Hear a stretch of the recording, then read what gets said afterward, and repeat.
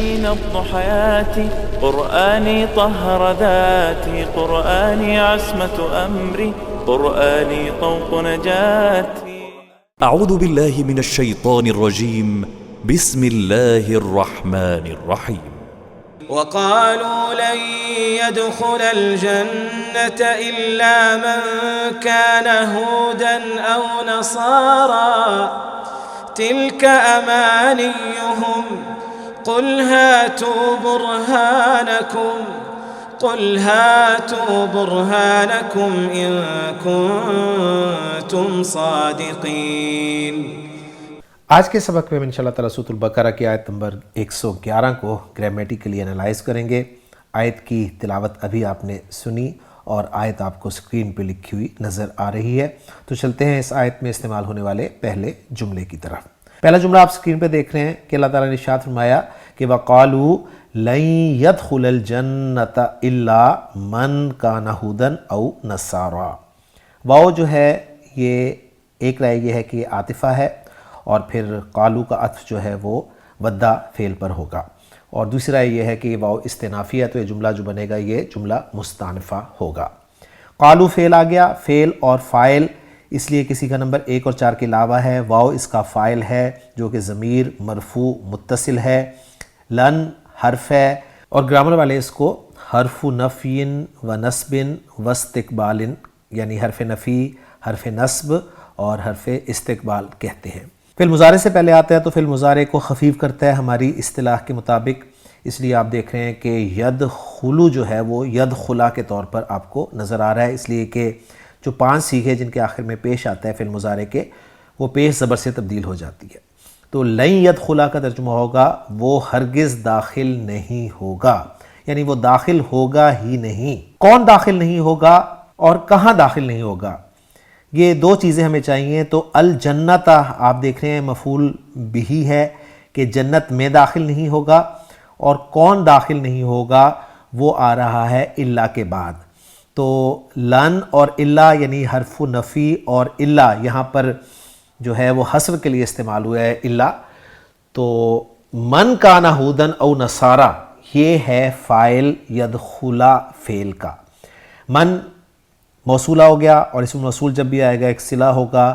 کانا اس کا صلہ بن رہا ہے جو کہ ایک فعل ناقص ہے، اور فعل ناقص جب بھی آتا ہے اس کا ایک اسم ہوتا ہے، ایک خبر ہوتی ہے. اسم اس کا مرفوع ہوتا ہے اور خبر اس کی منصوب ہوتی ہے. تو کانا کے اندر جو ہوا کی ضمیر ہے وہ کانا کا اسم ہے، اور ہودن جو ہے وہ کانا کی خبر ہے، اس لیے آپ کو منصوب نظر آ رہی ہے. او جو ہے یہ حرف عطف ہے اور نصارہ جو ہے یہ معطوف ہے. تو گویا ہودن معطوف علیہ ہو گیا اور نصارہ معطوف ہو گیا. معطوف علیہ اپنے معطوف سے مل کر یہ کانا کی خبر ہو گیا، اور کانا اپنے اسم اور خبر سے مل کر من موصولہ کے لیے صلہ بن گیا، اور من موصولہ اپنے صلے کے ساتھ مل کر یہ فاعل بن گیا ید خلا فعل کا. کلیئر ہو گیا؟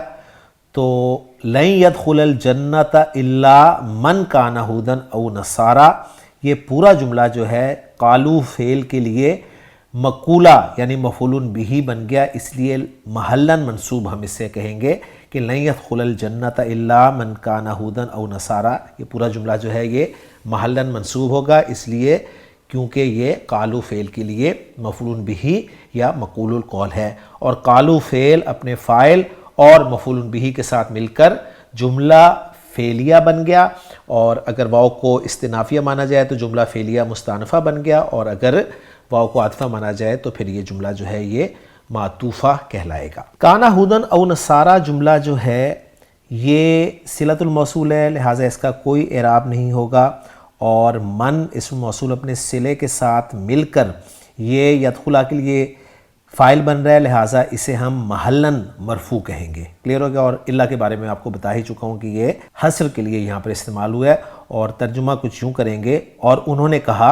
اور یہ قالو کے اندر جو فاعل ہے نا واو جمع کی ضمیر جو ہے یہ کس طرف جا رہی ہے؟ یہ یہود و نصارہ کی طرف جا رہی ہے جو اہل کتاب ہے. اور ان دونوں فریقوں کے قولوں کو اکٹھا ذکر کیا گیا کہ یہود نے کہا کہ جنت میں کوئی داخل نہ ہوگا سوائے یہود کے، اس لیے کہ یہودیت کے سوا کوئی دین نہیں ہے، اور نصارہ نے کہا کہ جنت میں صرف نصرانی داخل ہوں گے اور نصرانیت کے سوا کوئی دین نہیں ہے۔ ہود لفظ جو ہے یہ حائد کی جمع ہے، اور نصارہ جیسے کہ ہم جانتے ہیں یہ بھی جمع کا لفظ ہے۔ تو یہاں ایک سوال پیدا ہوتا ہے کہ کانا کے اندر ضمیر جو ہے وہ ہوا کی ضمیر ہے، یعنی کانا کا اسم جو ہے وہ واحد ہے، اور ہودن جو ہے وہ کانا کی خبر ہے جو کہ جمع ہے۔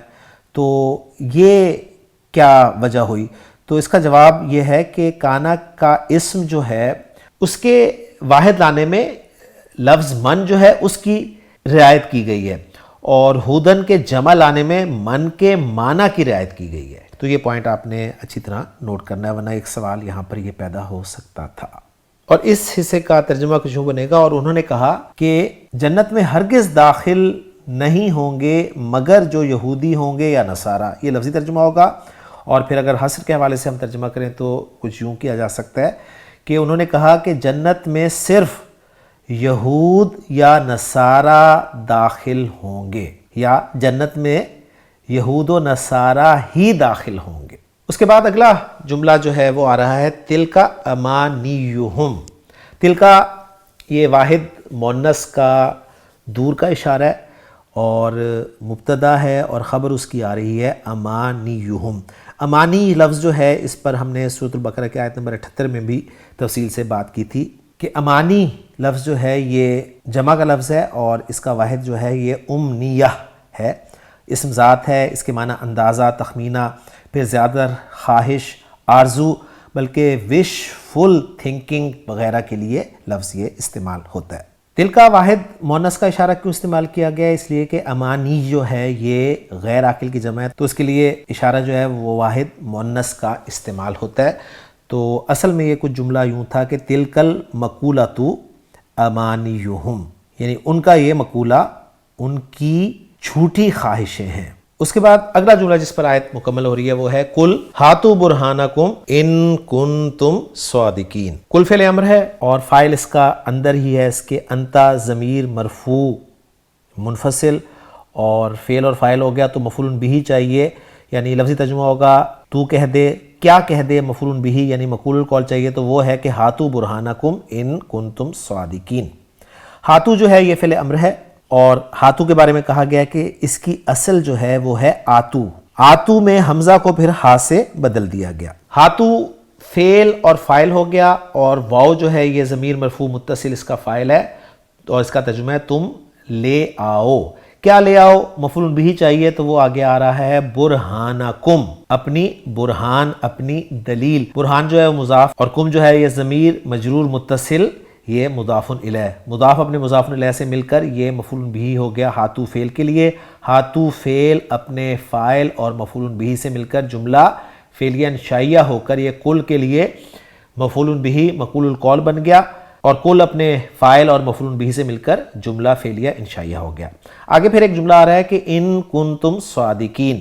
یہ ان جو ہے حرف شرط ہے، اور اس کے بعد کنتم صادقین جو ہے یہ شرط والا حصہ ہو گیا، جس میں کانا فعل ناقص اپنے اسم تم جو ضمیر مرفوع متصل ہے اس کے ساتھ، اور صادقینہ خبر جو کہ منصوب ہے، صادق کی جمع صادقونہ اور اس کی منصوب فارم صادقینہ۔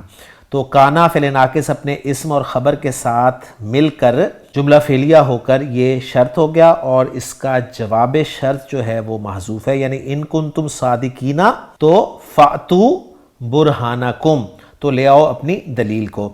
اور یہ جواب شرط جو محذوف مانا ہے یہ ہم نے یہ دلالت کر رہا ہے پچھلے جملے پر جو کہ ہاتو برہانکم کی صورت میں ہمیں لکھا ہوا مل رہا ہے۔ یعنی ایک تو سمپل سی بات ہے نا کہ کچھ نے کہا کہ جملہ شرطیہ میں جواب الشرط کو مقدم نہیں کیا جا سکتا، تو ان کے لیے پھر ہمیں یہ ان کنتم صادقین کے بعد ایک جواب الشرط جو ہے محذوف ماننا پڑے گا، اور جو کہتے ہیں کہ نہیں کیا جا سکتا ہے تو اس کے حوالے سے ہاتو برہانکم کو ہم جواب شرط مان لیں، اور ان کنتم صادقین میں یعنی یہ کنتم صادقین کا جو جملہ ہے اس کو شرط مان لیں، شرط اپنے جواب شرط کے ساتھ مل کر پھر جملہ شرطیہ بن جائے گا، اور پھر جملہ شرطیہ جو ہے کل کے لیے مقول القول یا مفعول بہ بن جائے گا۔ تو ایک تو رائے یہ ہے، اور دوسری رائے میں نے آپ کے سامنے یہ رکھ دی ہے کہ ان کنتم صادقین کے بعد جواب شرط کو جو ہے وہ ہم محذوف مان سکتے ہیں۔